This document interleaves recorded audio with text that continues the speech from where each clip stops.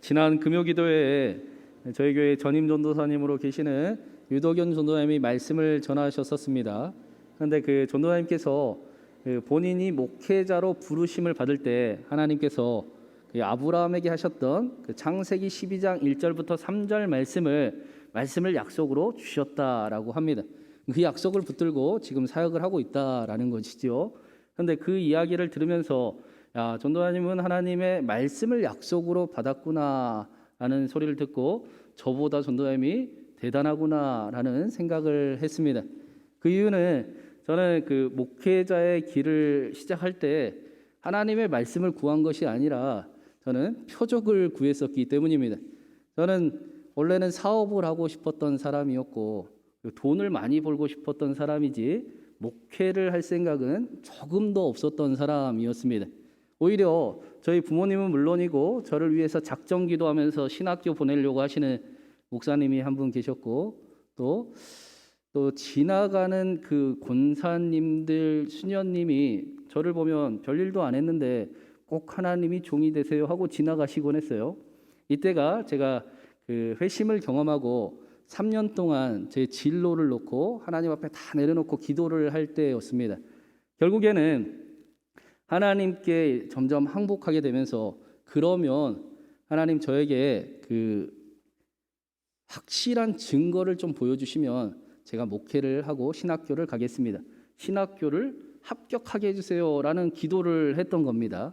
당시에 그 신학교를 들어갈 때 성경 시험을 보고 영어 시험을 보고 면접 시험을 보는데 성경과 면접이야 뭐 제가 회심을 경험하고 혼자서 성경 공부를 열심히 했었으니까 별로 문제 될 것이 없었고 영어 시험이 좀 걱정이었어요.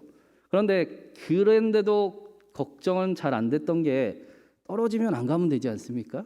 아이고 신학교 안 가면 네. 그래서 별로 걱정은 안 했는데 그래도 기도하는 기도 제목이 하나님께서 주신 것이었고 또 영어 공부를 조금 해야 될 것 같기에 서점을 한 군데를 갔습니다.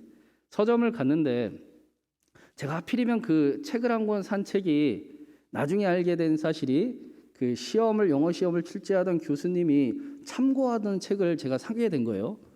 근데 이 교수님이 책을 참고한 게 아니라 문제를 똑같이 내신 거예요. 하필이면 책을 사도 그런 책을 사가지고 제가 그랬었습니다. 그리고 당시에 제가 목회자도 아닌데 교회를 굉장히 열심히 해서 교회 일이 너무 바빠서 공부를 할 시간도 없는 거예요. 시험은 다가오는데 그래서 공부를 도저히 못하고 교회 일 하다가 못하고 결국에는 시험 보기 전날 기차 안에서 그 영어 책에 왜 그랬는지 모르겠어요. 답에다가 이렇게 동그라미를 쳤어요. 그리고는 올라가서 그래 이제 숙소를 잡고 공부를 조금 해봐야 되겠다. 이제 늦었지만 조금이라도 해봐야지 했는데 그 학교 근처 숙소가 굉장히 시끄럽더라고요. 그래서 집중도 안 되고 그래서 그래 일찍 자고 어차피 공부 안 했는데 내일 새벽에 새벽기도 갔다가 시험 보러 가자라고 일찍 잠에 들었습니다. 다음날 학교 가서 시험을 보는데 어떤 일이 일어났겠습니까? 영어 시험을 보는데 그 시험에 문제가 답이 이렇게 쭉 튀어나오는 거예요. 그래서 제가 문제도 안 보고 시험 문제를 답을 썼어요. 뒤에서 나중에 그 동기 지금 목사님이신 분이 저보고 천재인 줄 알았대요. 저도 수석 입학을 하는 줄 알았습니다.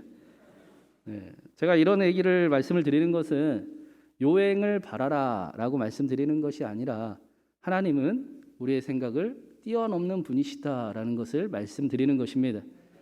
하나님 앞에 불가능한 일은 없고 하나님은 하실 수 있더라라고 말씀드리는 거예요. 저도 이런 일이 있고 나서 그 하나님이 하신 일이 너무 놀라우니 그 다음부터는 표적을 구하는 기도가 나오지는 않았습니다. 그냥 하나님이 믿어지는 거죠. 하나님이 누구보다 제 사정을 잘 아셔서 제가 뭐가 먹고 싶다고 하면 어디선가 그 음식이 저한테 찾아오고 지금도 마찬가지예요. 제가 뭔가 필요할 것 같으면 그것들을 결국에는 채워주시는 하나님을 경험하면서 행복하게 신학교를 다녔던 기억이 있습니다. 오늘 말씀에 굉장히 우리의 믿음에 대해서 중요한 사실을 오늘 표적이 말씀을 해주고 있습니다. 오늘 말씀은 요한복음의 7개 표적 중에 두 번째 표적이 나오고 있습니다. 왕의 신하의 아들이 죽게 된 상황이 되었는데 예수님께서 그를 살려주셨습니다. 그런데 우리가 그 전에 먼저 한번 생각을 좀 해볼 것이, 요한복음 2장에서 예수님께서 6월절에 예루살렘에서 많은 이적을 행하셨었다라는 것이지요. 그래서 많은 사람이 예수님을 믿었었습니다. 그런데 왜 요한복음은 이 사건을 두 번째 표적이다라고 말씀하고 있는 것인가?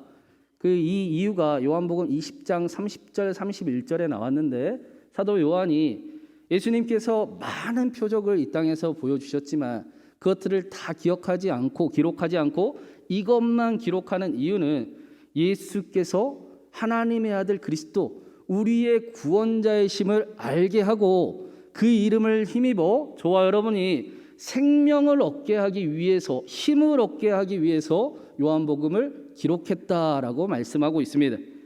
예수님께서 행하신 다른 많은 표적들이 있었지만 7개만 선별하신 이유는 저와 여러분에게 예수님이 우리의 구원자의 심을 분명하게 알게 하시기 위함이다라는 것입니다. 많은 표적을 보고 그 표적을 나도 예수님 믿으면 이런 기적도 일어나는구나 하고 표적 따라가는 인생 말고, 예수님이 우리의 확실한 구원자의 신지를 알아서 예수님 따라가는 인생이 되게 하기 위해 요한복음이 기록되었습니다. 요한복음은 우리에게 눈앞의 문제를 해결하면 내 삶이 괜찮아질 거야 라는 그런 착각들을 다 깨트려 버리고, 아니, 그거보다 우리의 구원자를, 예수 그리스도를 확실히 알아야 합니다. 그분과 함께하는 삶을 살아가야 됩니다.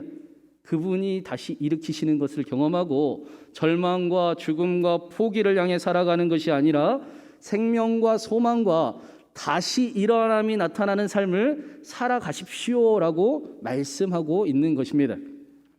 그런 의미에서 7개만 선별된 표적을 우리가 잘 아는 일은 우리에게 매우 중요한 일입니다.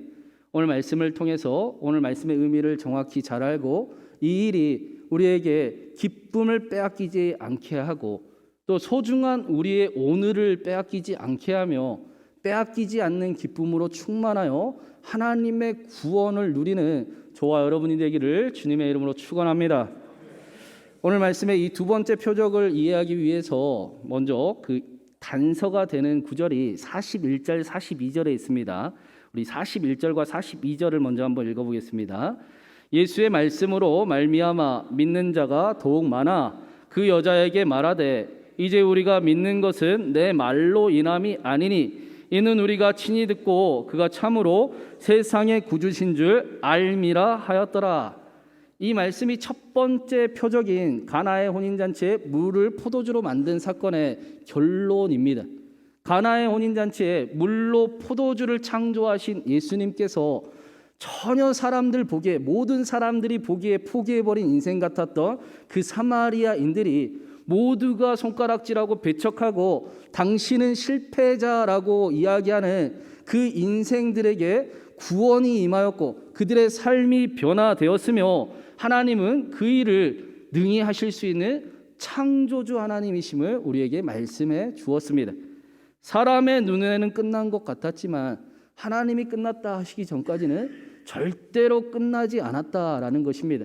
사람으로는 할 수 없다라고 하지만 하나님은 하실 수 있으니 하나님과 함께 살아가라, 하나님과 함께 다시 일어나라 라고 첫 번째 표적에서 우리에게 말씀해 주었습니다.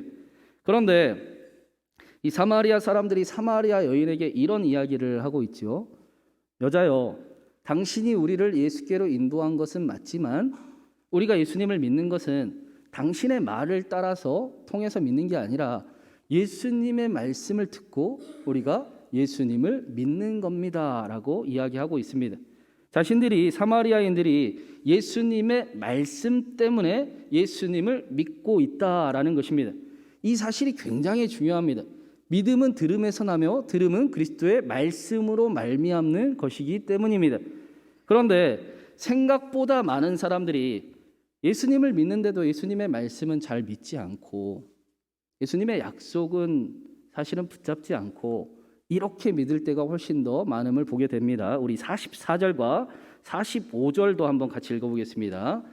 친히 증언하시기를 선지자가 고향에서는 높임을 받지 못한다 하시고 갈릴리에 이르심에 갈릴리인들이 그를 영접하니 이는 자기들도 명절에 갔다가 예수께서 명절 중 예루살렘에서 하신 모든 일을 보았음이더라.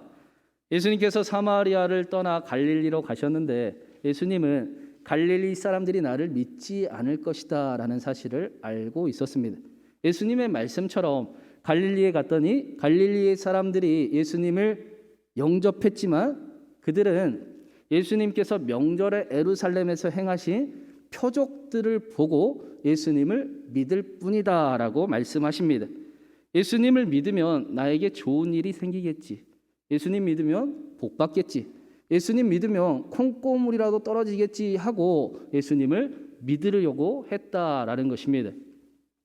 예수님의 말씀을 듣고 예수님을 믿은 사마리아인들과 예수님의 표적만을 따라 예수님 따라온 갈릴리인들이 정확히 비교를 이루고 있습니다. 요한복음 2장에서 예수님께서 이런 말씀을 하셨어요. 예루살렘의 많은 사람들이 나의 표적을 보고 나를 믿는데, 나를 따르는데 예수님은 그들에게 자신을 의탁하지 않으셨다. 그들을 믿지 않으셨다라고 말씀했습니다. 그들은 나를 믿을지 모르겠지만 나는 그들을 믿지 않는다.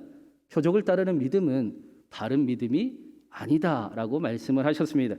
지금은 표적을 보고 자신들의 계산에 맞아서 하나님 예수님 최고예요라고 말할지 모르겠지만 그들은 너무나 쉽게 십자가에 못 박으셔서 자신들의 계산과 맞지 않으면 하나님이 어떻게 그럴 수 있습니까? 라고 말할 수 있는 충분한 존재들임을 잘 알고 계셨기 때문입니다. 그래서 예수님은 정확하게 표적을 보고 예수님을 믿는 믿음은 바른 믿음, 안 믿는 사람과 똑같다라고 말씀하신 것입니다.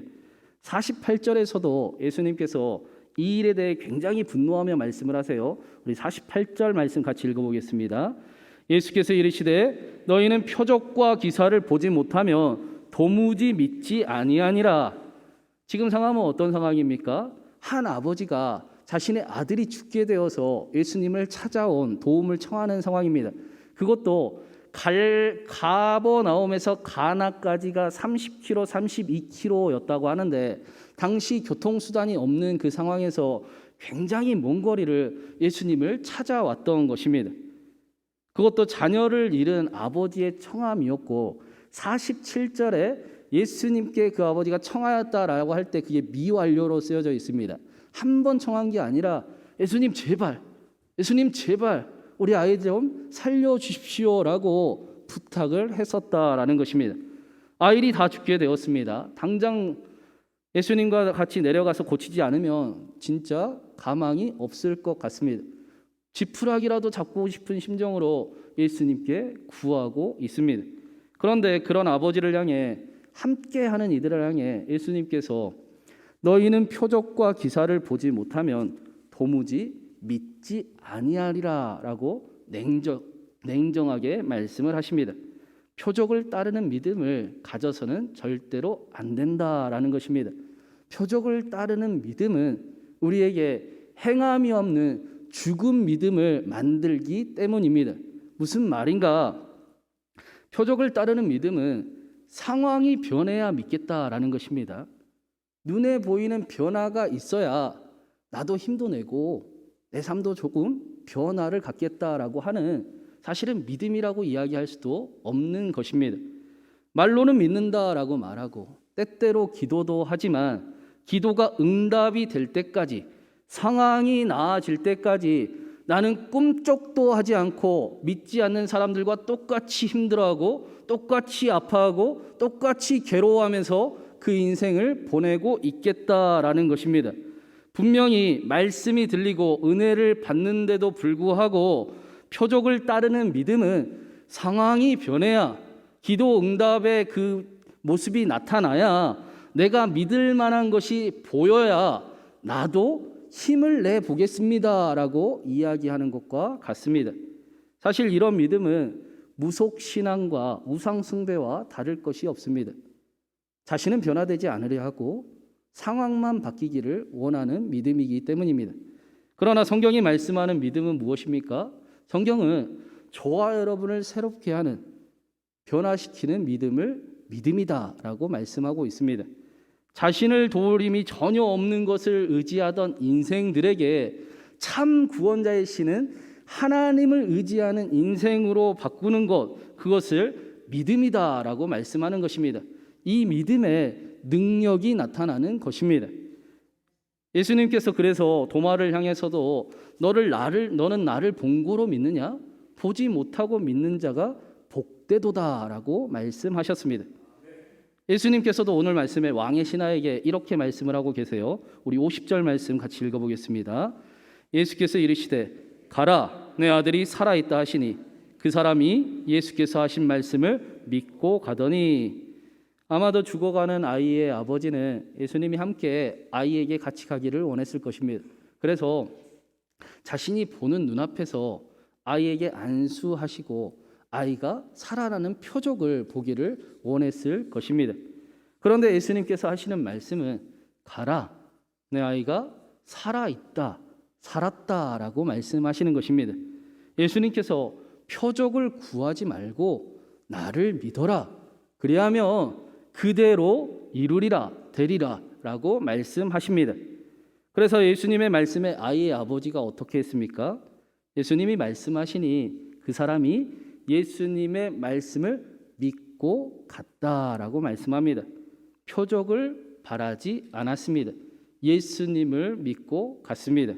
예수님의 말씀을 믿고 갔다라고 분명하게 말씀합니다. 표적을 따르던 자가 예수님의 말씀을 믿는 자가 예수님을 믿는 자가 되었다라는 것입니다. 이것이 두 번째 표적이 우리에게 말씀하는 그 사실 메시지입니다. 표적을 따르는 믿음이 아니라 말씀을 따르는 믿음이 바른 믿음이요, 진짜 믿음이요, 성경이 우리에게 가르쳐주는 믿음이다라는 것입니다. 성경이 우리에게 뭐라고 하십니까? 내가 너와 함께하리라 라고 말씀하십니다. 내가 너의 하나님이 되리라. 두려워하지 말라, 놀라지 말라, 실패했다고 주눅두지 말아라, 아파하지 말아라, 쓰러져 있지 말아라. 나의 사랑하는 어여쁜 자야, 나와 함께 일어나 가자. 나와 함께 거룩하게 하시는 그 인생을 살아가게 하자라고 말씀하십니다. 까마귀를 생각해 보아라. 들의 백합화를 생각해 보아라. 입히지도 자라게도 하지 않은 것들이 자라고 있지 않느냐? 너희는 그것들보다 훨씬 귀한 존재이지 않으냐? 그러니 일어나 소중한 오늘을 빼앗기지 말고 나를 믿고 나와 함께 가자라고 말씀하시는 것입니다. 아브라함이 이렇게 살아갔습니다. 아브라함은 바랄 수 없는 중에 하나님을 믿었습니다. 아니, 정확히 이야기하면 아브라함에게 하나님이 때마다 찾아오셔서 말씀해 주셔서 믿게 하셨습니다. 자신에게는 분명히 연약함이 있었어요. 우리와 똑같이 연약함을 가지고 있었습니다. 자신의 눈으로 봤을 때는 도무지 이루어질 수 없는 불가능한 상황도 가지고 있었습니다. 그러나 아브라함은 하나님의 약속을 내가 내게 반드시 복주고 복주며 번성하게 하고 번성하게 하리라 라는 그 약속을 믿고 살아갔습니다.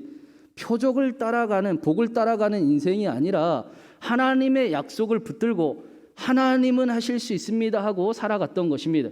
그러니 그 삶에 정말로 하나님이 이루시는 것을 경험하는 기쁨이 가득했습니다. 아브라함이 받은 가장 큰 복이 무엇입니까?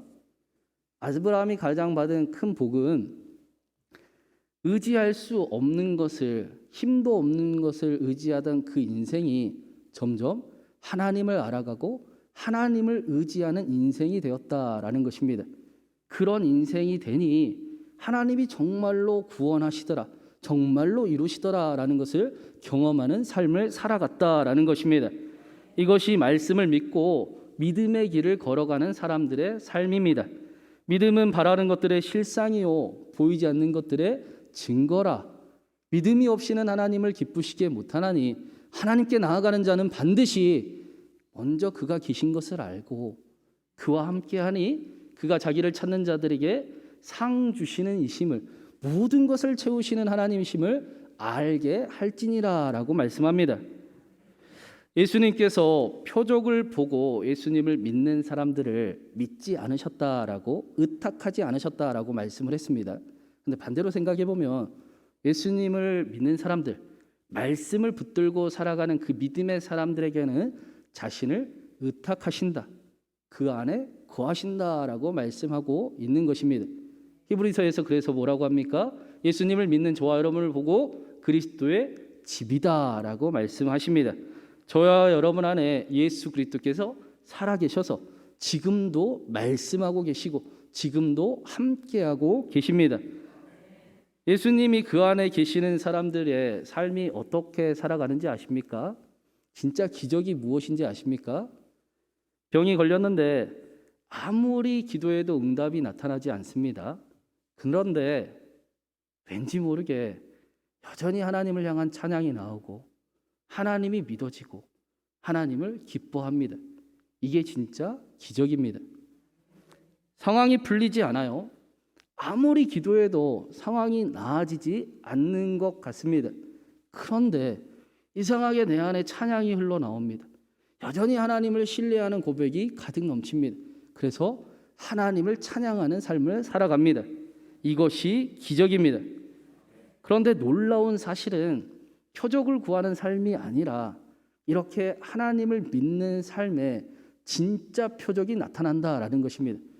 모든 것 책임지시는, 모든 것 더하시는 하나님을 경험하는 놀라운 은총이 여기에 있다라는 것입니다.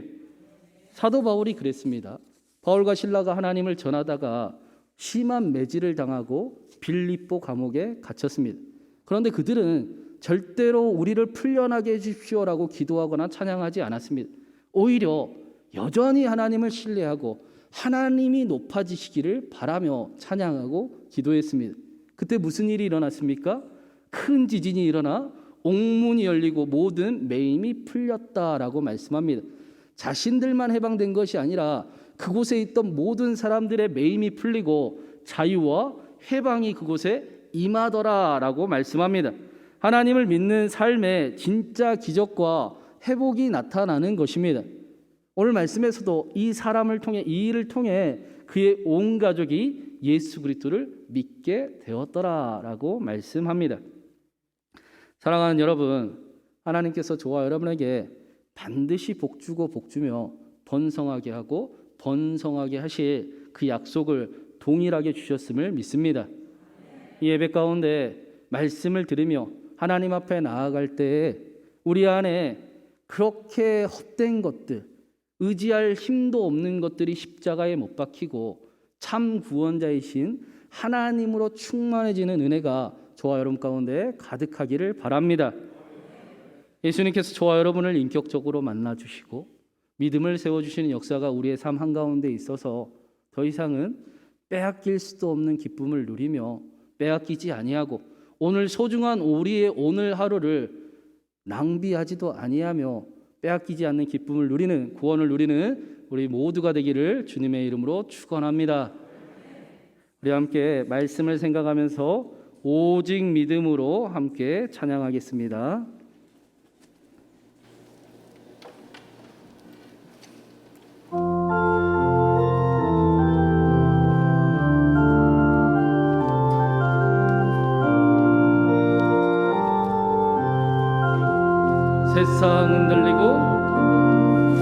세상은 들리고 사람들은 변하여도 나는 주를 섬기리.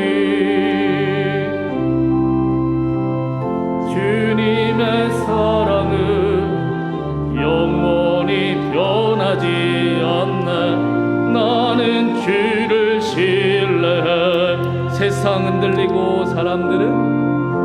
세상은 들리고 사람들은 변하여도 나는 주를 섬기리.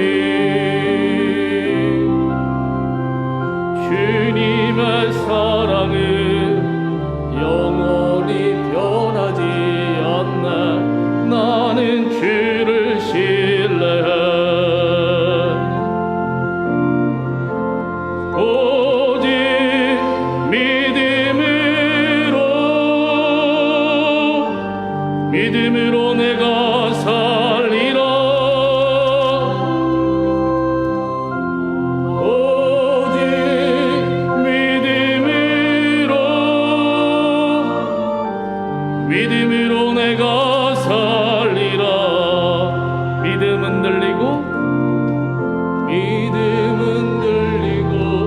사람들 주를 떠나도 나는 주를 섬기리, 주를 섬기리. 주님의 나라는 영원히 쇠하지 않네. 나라는 영원히 쇠하지 않네. 나는 주를 신뢰, 오직 믿음으로, 오직 믿음으로 내가 살리라, 내가 살리라. 오직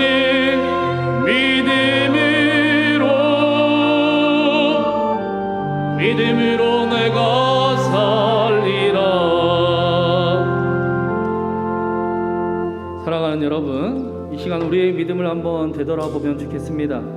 기도 응답이 나타나지 않으면, 상황이 변하지 않으면 절대로 변화되지 않고 전혀 힘을 내지 않고 안 믿는 사람과 똑같이 힘들어하고 아파하고 또 고통당할 것을 바라고 그것을 믿음이라고 붙잡고 계십니까?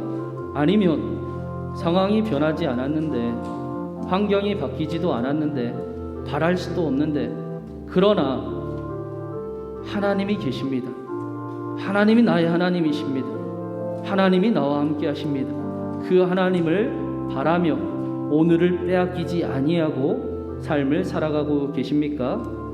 하나님 바라기는 이 시간 성령의 충만함을 더하여 주시옵시고 하나님의 말씀이 우리 안에 깊이 새겨지게 하여 주시옵소서. 말씀을 따라가는 자가 되게 하여 주시옵소서. 예수님을 믿으니 예수님의 말씀도 믿어지는 삶이 되게 하여 주시옵시고 하나님 안에서 기쁨을 빼앗기지 아니하고 소중한 오늘도 빼앗기지 아니하며 빼앗길 수 없는 기쁨을 충만하게 누리는 우리의 믿음이, 우리의 삶이 되게 하여 주시옵소서. 그러한 우리의 삶을 통해, 우리의 믿음을 통해 우리의 가정과 우리의 삶의 자리와 우리의 교회 하나님의 그 능력이, 하나님의 일이 이루어지게 하여 주시옵소서. 우리 함께 하나님을 믿기를 바라며 말씀으로 하나님을 붙잡기를 소망하며 그렇게 믿음으로 나아가기를 원하며 함께 기도하며 나가겠습니다. 기도합니다. 사랑과 은혜가 많으신 하나님, 하나님 우리의 믿음이 하나님을 붙잡는 믿음 되기를 간절히 바랍니다.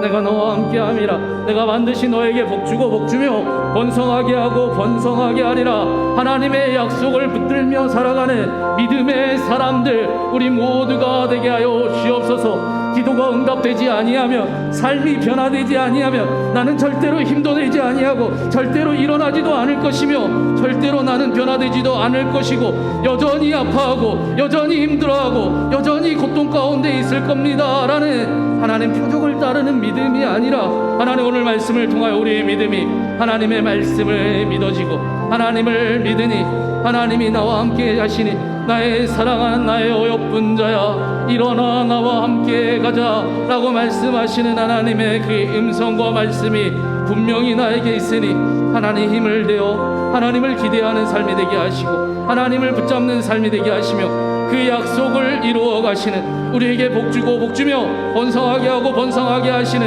하나님 우리의 삶에 하나님의 표적을 이적을 기적을 이루게 하시는 다 채워주시는 하나님을 누리는 우리의 삶이 되게 하여 주시옵소서. 그러한 우리의 삶을 통해 우리의 가정이 복되지게 하시고 우리의 교회가 복되게 하시고 우리의 삶의 자리에 그렇게 하나님의 구원이 넘쳐나게 하여 주시옵소서.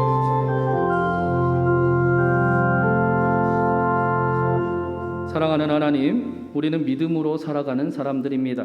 하나님을 믿는 사람들입니다. 기도 응답이 되지 않고 상황이 변화되지 않아도 하나님을 바라보며 살아가는 사람들입니다.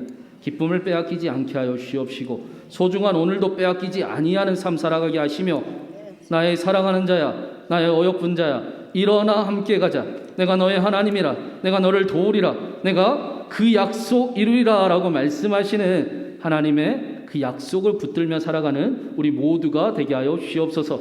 믿음으로 살아가는 그 길에 하나님께서 정말로 우리에게 복주고 복주며 번성하게 하고 번성하게 하시는 그 하나님을 경험하는 우리의 삶이 되게 하여 주시옵시고 우리를 통해서 우리의 가정과 우리의 삶의 자리와 우리 교회가 복되지는 하나님 믿음의 사람들로 우리를 더욱 세워 주시옵소서.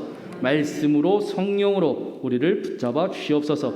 우리를 통해 영광 받으시고 영광 나타내실 살아계신 우리 주님 예수 그리스도의 이름으로 간절히 기도드리옵나이다. 아멘.